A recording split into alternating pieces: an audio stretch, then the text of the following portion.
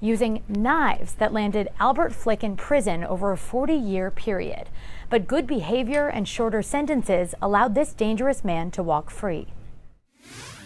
My heart breaks for them because it's always going to be there. There's always going to be something. I mean, even any little news story about a stabbing anywhere for any reason, it's always going to cause them to think about their mom. Elsie Clement knows what it's like to watch your mom get murdered. Well, I remember being behind the door in the bedroom when he knocked because I didn't want him to know. And I remember my mother screaming my name and me running out the door. She was at her family's Westbrook home when Albert Flick stabbed her mother Sandra to death in 1979, angry about a divorce. Nearly 40 years later, he's charged with an eerily similar crime, stabbing and killing 48-year-old Kimberly Dobby. I don't understand how somebody that is obviously such a threat to society was back on the streets. I don't understand. I can't, for the life of me, wrap my head around it. I can't. Albert Flick was sentenced to 30 years in prison for the murder of Sandra Flick. He got out on October 6, 2000, 20 years into his sentence, for good behavior and for working a prison job.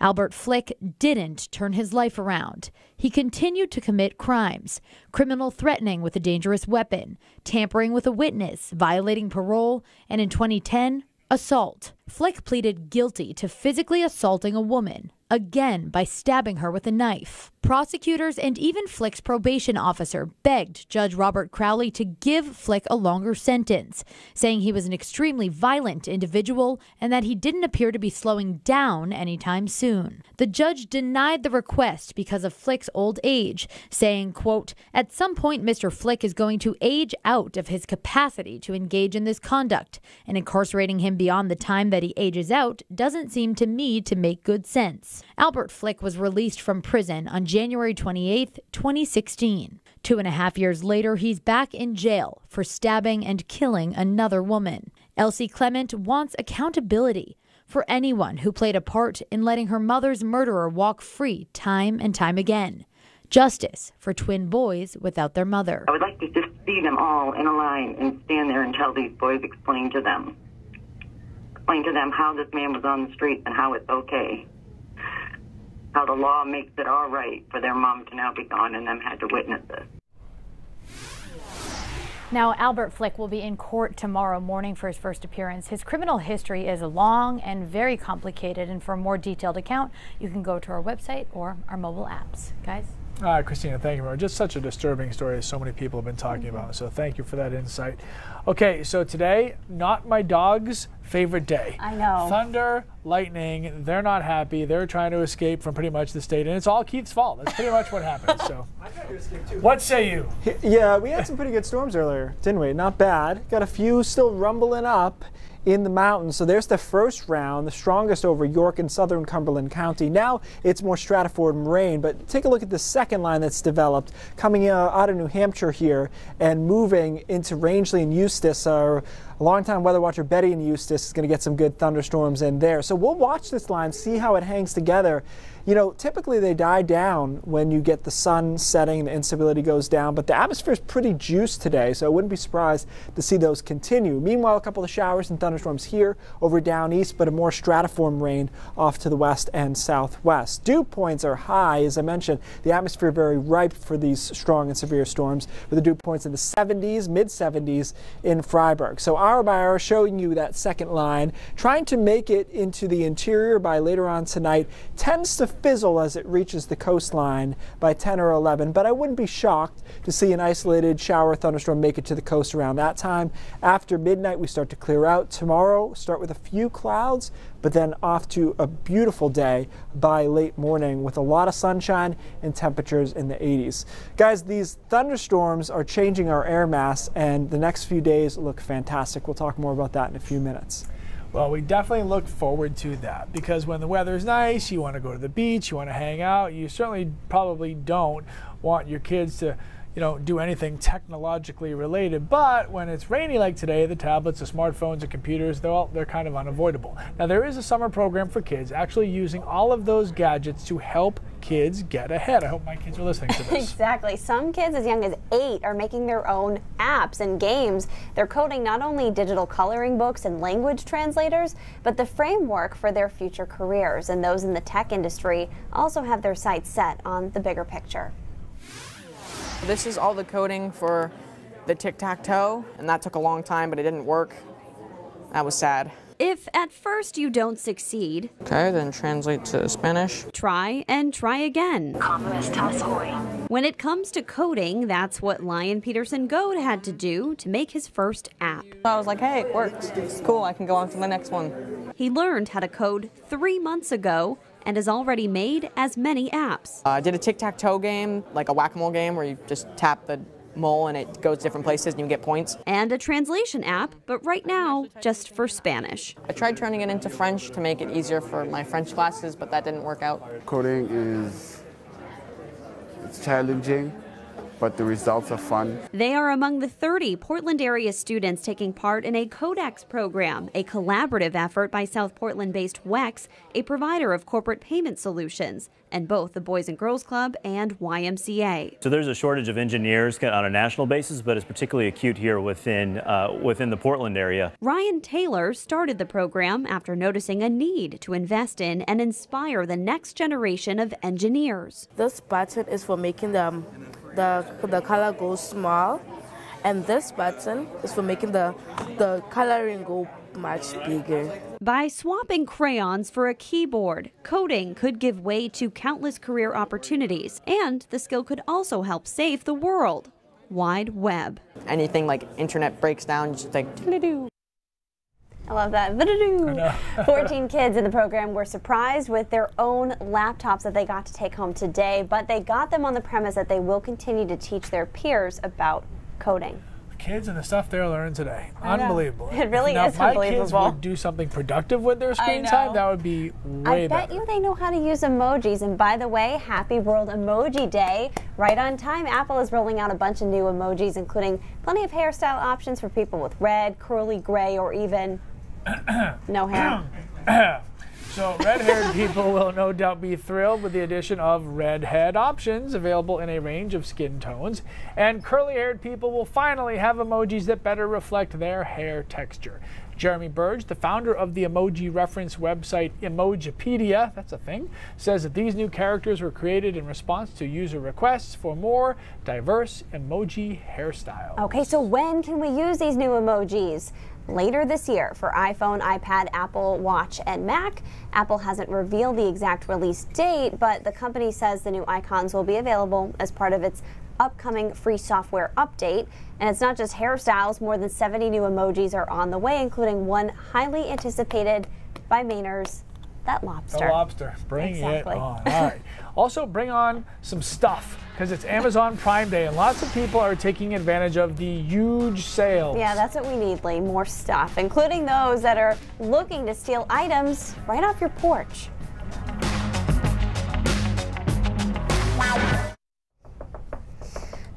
Who is shopping for Amazon Prime Day?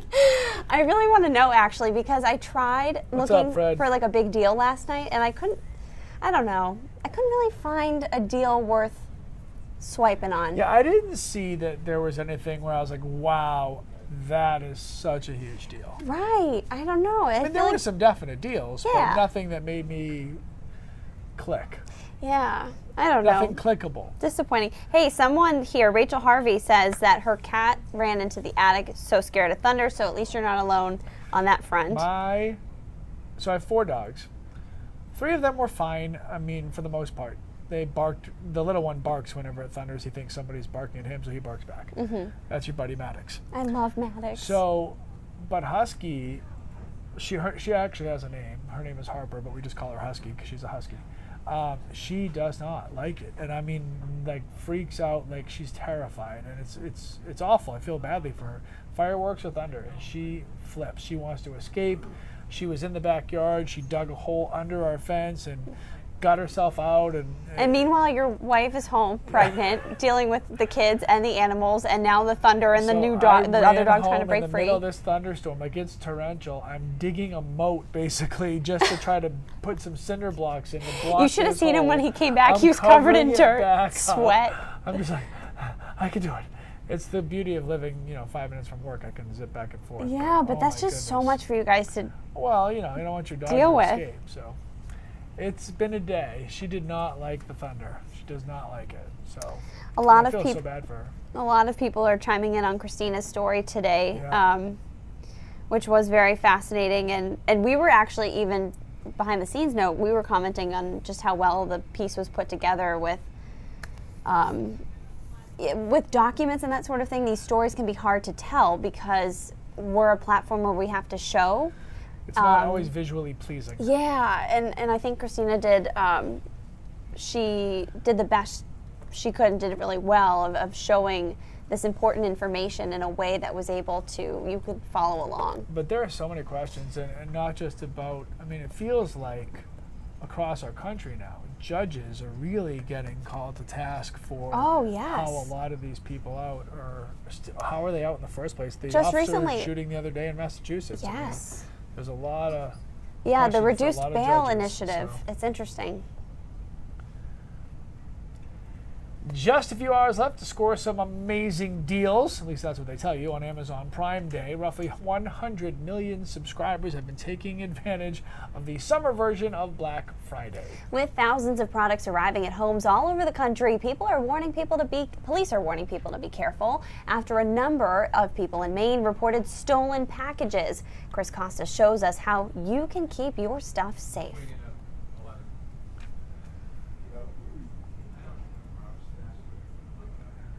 Patios all over Maine with a particular black and blue label, Amazon Prime. We order from Amazon probably 3 times a week. Kelly Holland's family is likely one of the company's favorite customers. We have four people that are always ordering from Amazon. Hundreds of dollars a month in items dropped at her doorstep. And even in this quiet neighborhood, theft is still possible. We actually had our car stolen out of our driveway.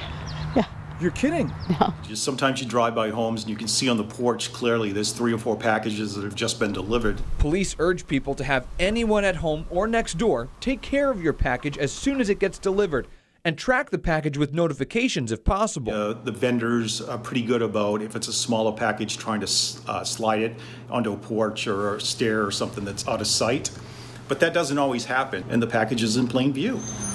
Mail carriers estimate they dropped off hundreds of packages during the unofficial internet holiday, with more purchases on the way. So you know it's coming, so you know to look out for it. And if you come home and it's not there, well, there's a problem. Chris Costa, News Center, Maine. Now, police also recommend having your package sent to an alternative location like your work or picking it up from the post office. They also say if you put some cameras up around your house, that would do a little bit of a good job of deterring the thieves from coming over.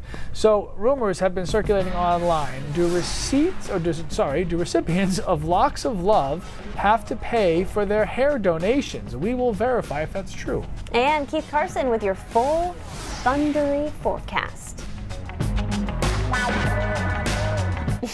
Yeah, tell that to my dog. Has anyone donated to Locks for Love before? Have you donated? I'm just kidding. Obviously. Okay, I will say from my experience, because I used to grow my hair really long and then cut it really short, grow it out really long, cut it really short, and donate what was left over.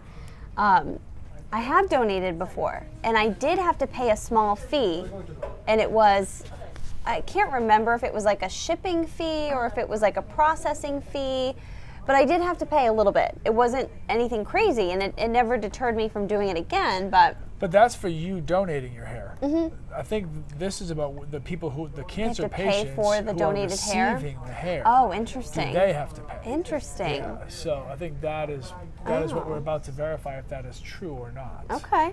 So that is a whole different ballgame. Yeah, if you have to no pay kidding. To donate, that's different than if, obviously on the receiving end of that, you're supposed to be right receiving a gift from someone else that you obviously need. Right. So it's not. They shouldn't be charging cancer patients to receive the hair. Right.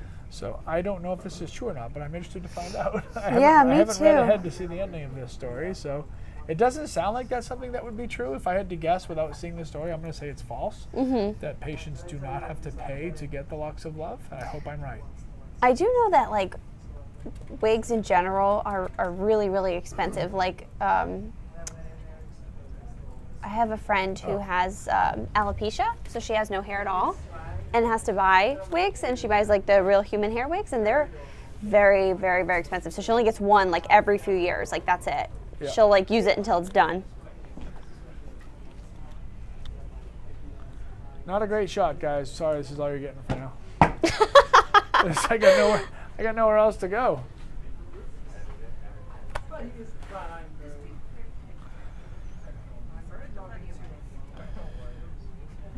Yeah. Rachel says she has a P.O. box for her Amazon packages. Oh, that's smart. A good way to go.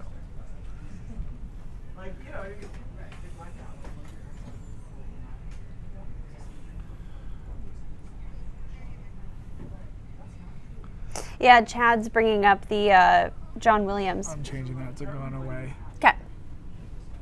So I don't have to use that. Okay. Given the topic. Smart. Just so you know what your role cue is. Smart. Thank you. Eek! Bump, bump, bump.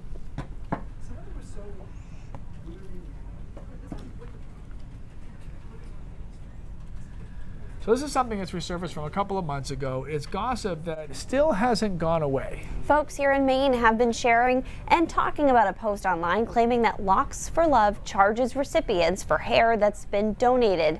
Is that true? It sounds a little fishy. So Adam Longo from our partners in Washington, D.C., verify.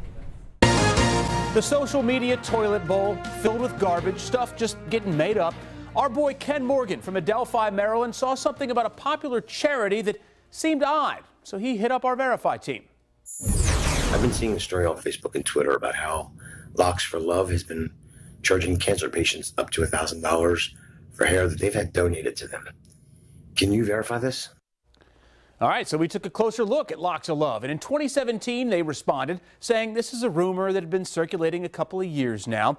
Well, Locks of Love confirmed to our Verify team that the post is totally bogus, stating all of their clients who qualify get their custom hair pieces free of charge. Also, this chatter about charging recipients based on a sliding scale, also untrue. Now, we didn't want to just take their word for it. When we verify, we go to independent sources as well. So check it. We hit up the charity auditing site Charity Navigator, examining IRS tax filings, looking for profits from selling to clients. And yup, nothing there. Locks of Love, by the way, has a perfect 4-star rating. So why all the confusion? Now, it could be this. The organization explains sometimes people donate hair that's gray or too short. Well, those donations can't be used for custom hair pieces, so instead of throwing that hair away, it is sold to offset manufacturing costs. So there's no need to cut ties with Locks of Love. We can take the clippers to this post because it is false. This happens a lot, though. If you see something like this circulating around your social media pages and you're not sure if it's true or not, send it in to us and we will look into it for you. Just reach out to asknow@newscentermaine.com. Sometimes you see stuff out there and if it looks like, well, I don't think this is really true, that's why you have us. We will check it out for you. Yeah, especially anything scientific-y, science-y, because Keith's good at those. Could send those to me too. Debatable. Yeah. We got an interesting brain drops tonight, but first we're gonna do a little weather. As I mentioned, thunderstorms again. There are a few more storms out there. You don't like them? Is it just because the dogs? It's only because of the dogs. I used to love them when I was a kid. I got to tell you guys, when the nasty one was going through Wells earlier today, I went on the Wells beach cam, which is shooting right out there, and there were like tons of people out there nerding it up. Oh yeah, there are lots of us out there. Lots of us weather nerds out there. All right, we've got rain along the coastline right now, and there's another line of thunderstorms with the actual cold front boundary. Those storms earlier today were ahead of the cold front, and now here comes the front, and a nice little line coming out of New Hampshire. Nothing severe about these at the moment. We will watch them, though, as they move into the mountains and eventually try to get into the foothills here later this evening. But my thought is that the first round was the worst round as far as the intensity of them. All right, we've got some rain over down east and a couple of flashes of lightning in there in addition. So again, still humid, trying to get this front through. We'll do it later tonight and push out this humidity. High temperatures today, you may be surprised to learn that most of us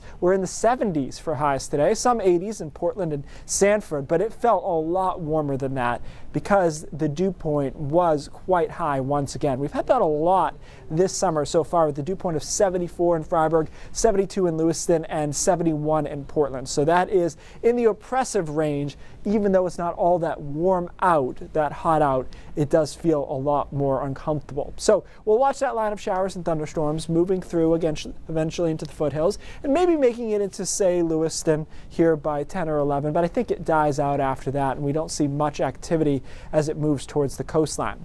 Tomorrow morning, a few clouds over down East Maine. Most of us, though, start with sunshine, and I really like how tomorrow looks, particularly along the coast. I think it's a good beach day because we're going to have west-northwest winds fighting off a sea breeze, and those winds also what we call downslope. They go downhill, and as you go downhill with air, it warms. So I think we'll be actually warmer than this in the mid-80s in spots along the coastline, and then right around 80 to 82 inland and sunny through the afternoon, and we stay that way for Thursday and Friday. Both days look spectacular. Upper 70s, low 80s, lot of sunshine. So the weekend is split. I like Saturday. I think it's sunny. Sunday, some showers start moving in. After that, we get into a really interesting pattern next week where it's very, very tropical. We have this big high offshore. It's a Bermuda high. And what it does is it pumps flow all the way from the tropics into New England. And typically what happens here, humidity gets very high. It's very unstable. And that's Monday, Tuesday, Wednesday, perhaps into Thursday of next week. Could be one of the most unsettled weeks we have this summer.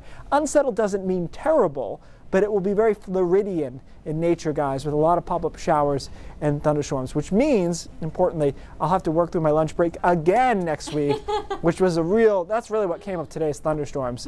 So we'll watch that. Until then, the weekend is split. Saturday is good. Sunday, I don't like quite as much. Thunderstorms really throwing off the Now team lunch breaks. It threw off yours. Right. It threw off yours. It's not mine. You were chasing Husky.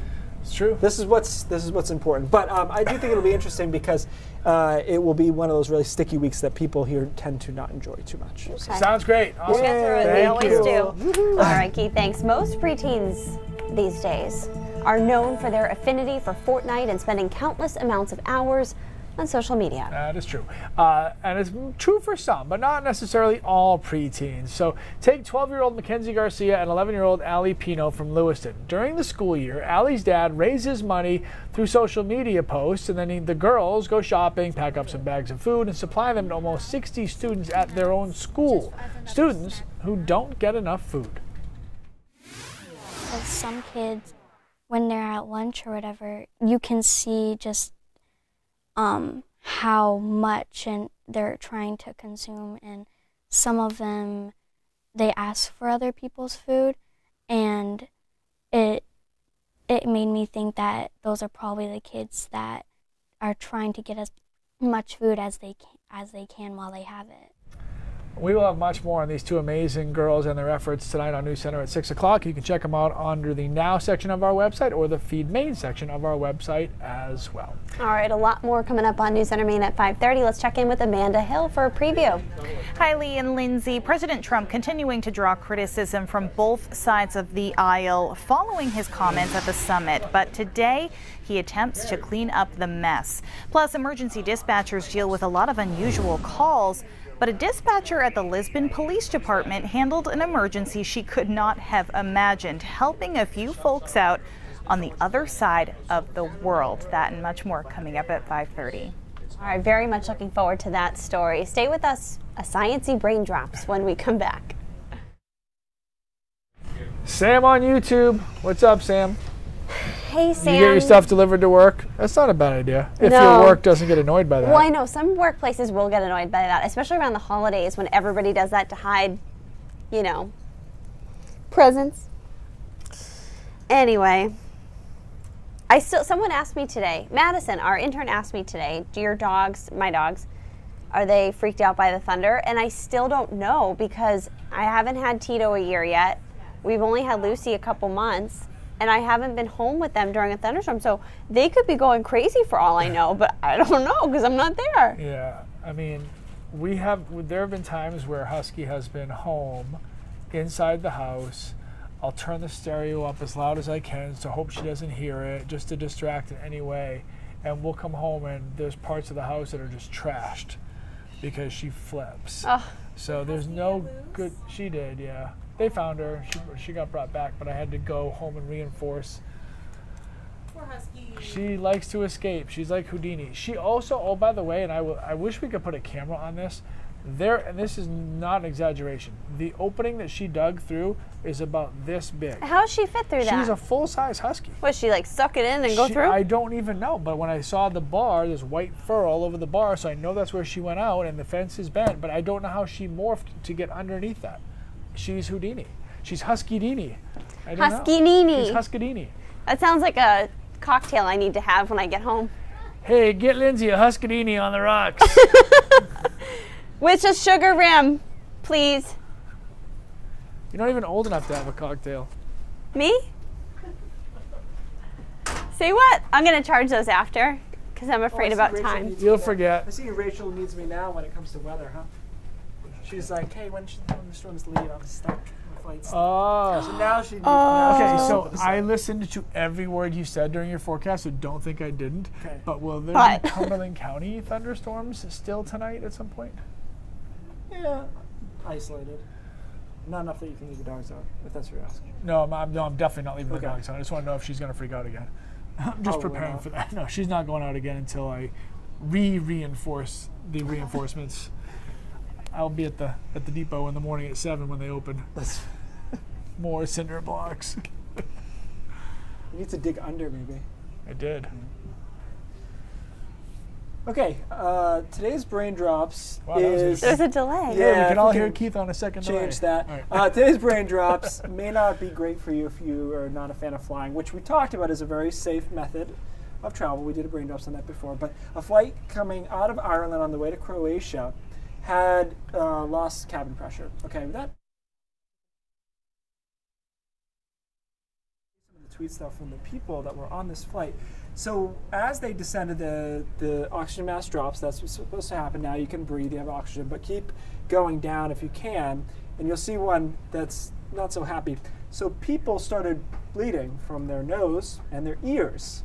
This sounds like something in a nightmare. Yeah, it sounds pretty scary. Let's talk about what happened exactly and why this would happen. Let's go to the flight tracker if we can, Chelsea. So how's everyone's dinner? Good? FlightAware. FlightAware, you shouldn't eat dinner this early. That's your fault if you do. FlightAware is a great website. It tracks incoming planes. You can track anyone's plane. You can track your plane. Okay, so this is the flight path. Dublin, on the way to Croatia. As you can see, they did not make it. They stopped in Germany for obvious reasons. But if we go down just a little bit more, Chelsea, I just want to show them the flight. Okay, look at this. Yeah, why the blood? So look at the elevation that they were at. They were at 37,000 feet, and they dropped about 8,000 meters, which is 25,000 feet, give or take, and they did it in 7 minutes. So what happens is, as you drop and the cabin's not pressurized anymore, the cabin pressure is very, very low. It's dropping very fast. But your pressure in your body is still high. That's why your ears pop. The air is rushing out of your body into the plane as the pressure is decreasing. So even though they could breathe, they still had a big pressure gradient between their body system, if you will, and the plane's system. So the oxygen helped them breathe, but they basically started bleeding because the air was coming out of the nose so fast. In some cases, they ruptured eardrums on the way out. So all of this happened. The good news is they landed the plane safely and no one had major injuries, but I can't remember a time when this happened, and perhaps there was a slightly different way to approach it. They probably didn't know how bad the problem was. Otherwise, they would have tried to descend more slowly, and that's what I was trying to figure out. I don't remember commercial planes descending this slowly, this fast, if it had control of the plane. That's quite the drastic drop. I mean, you think about that. 28,000 feet is really, really high. I just feel so bad for every single person that was on that plane. Yep, but a lot of them tweeted with good perspective from what I saw, which is, but I'm still alive. I think that's one way to... Yeah, no kidding. I'd kiss the ground as soon as I walked off that plane. You'd be taking the bus, which is the second safest Okay, method. all right. Yeah. With that, News Center Maine at 5:30 starts right now. Is anyone having veal parmesan tonight? I'm so scared Sorry now. about that. We apologize for Keith again. I'm so scared. Okay, bye.